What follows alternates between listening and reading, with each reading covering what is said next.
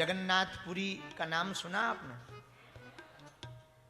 जगन्नाथपुरी में एक भक्तिनी हुई कर्माबाई।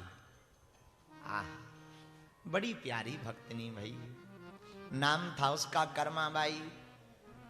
रोज खिचड़ी बनाती, जगन्नाथ जी को भोग लगाती घर पर। आज संत भगवान भी पधारे हैं। अयोध्या से पूज्य महाराज जी का आना हुआ है। पूज्य राजराजेश्वर महाराज जी के साथ में हम सबका सौभाग्य है। आहा, कर्माबाई नाम की एक भक्तिनी थी, जगन्नाथपुरी में रहती थी। भगवान जगन्नाथ जी को वो बड़ा प्यार करती थी, खिचड़ी का भोग लगाती थी। उसकी एक आदत थी, सुबह सुबह जगन्नाथ जी को भूख ना लगाए, कहीं भूखे ना रहें, पट ना खुल जाएं, तो बिना नहाए ही खिचड़ी बना देती थी और भोग लगा देती थी। और जगन्नाथ जी रोज बालक का रूप धारण करके खिचड़ी पाने आते थे। एक दिन एक महात्मा घर आए तो बोले, पूजा पाठ करती हो देवी जी भक्तनी?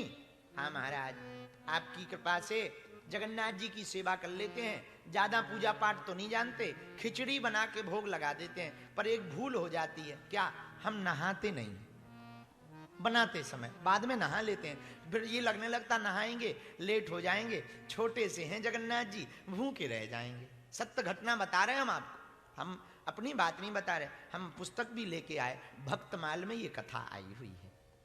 आहा, तो महात्मा नाराज हो गए। अरे तू बड़ी पागल है, बड़ी बाबरी है, कहीं भगवान को भोजन बिना नहाए बनाते? पाप पड़ेगा पाप। सुन, अब कल से नहा धोकर के भोजन बनाया कर। बेचारी सीधी साधी तो थी, तो दूसरे दिन नहाने धोने में व्यस्त हो गई तो लेट हो गया, थोड़ी देरी हो गई। जगन्नाथ जी आए और जैसे ही भोज पाया, उधर पट खुलने का समय हो गया, तो बिना पानी पिए ही जगन्नाथ जी चले गए। उधर पुजारी जी ने पट खोला तो जगन्नाथ जी के ओंठों पर खिचड़ी के दाने लगे हुए थे।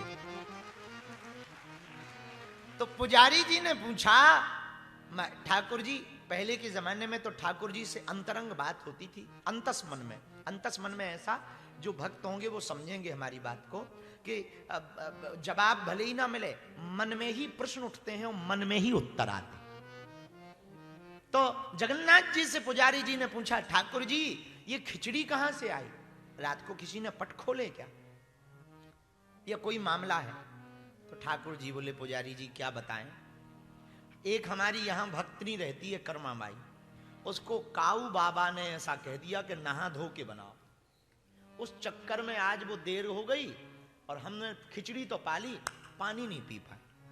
यहां पट खुलने का समय आ गया, सो हमें जल्दी वापस आना पड़ा। आप हमारा एक काम कर दोगे? पुजारी जी बोले, क्या? बोले, वो जो बाबा जी हैं ना, उनको थोड़ा रगड़ो। सत्य बात बता रहे, कैसे रगड़े? बोले, उनको ये समझाओ कि ये नियम धियम का ज्ञान अपने पास रखो। हमारी खिचड़ी तो बढ़िया, वो बिना नहाए वाले ही ठीक है। आहा, वो पंडित जी ने महात्मा को खोजा, खोज करके बुलाया, महात्मा से कहा, कल आप किसी कर्माबाई के घर गए थे? बोले, बिल्कुल गए थे। बोले, आपने उनको कोई ज्ञान दिया? बोले, बिल्कुल ज्ञान दिया। क्या ज्ञान दिया? अरे बिना नहाए जगन्नाथ जी का भोग बना देती, बड़ी विचित्र औरत है। तो बोले, सुनो, अब आज जाके कहे आना कि जैसी बनाती थी वैसे ही बनाए। बोले, क्यों? बोले, जगन्नाथ जी की पूरी घटना सुनाई। महात्मा की आंखों से आंसू आ गए कि हम नहा नहा मर गए, फिर भी भगवान भोग ना लगाए, वो बिना नहाए ही खिचड़ी खवा करके गोविंद को पा गए। मेरे पागलो, इस कथा का अर्थ ये नहीं है कि तुम कल से नहाना बंद कर दो, नहीं। इस कथा का अर्थ ये है कि भगवान भय से प्रसन्न नहीं होते, भगवान भाव से प्रसन्न होते हैं। नहाना तो तन का विषय है, और मेरे पागलो, तन को नहाना है तो थेम्स रिवर में या फिर किसी बड़ी नदी में या समुद्र में या स्विमिंग पूल में जाओ, पर मन को नहलाना है तो सत्संग में आओ।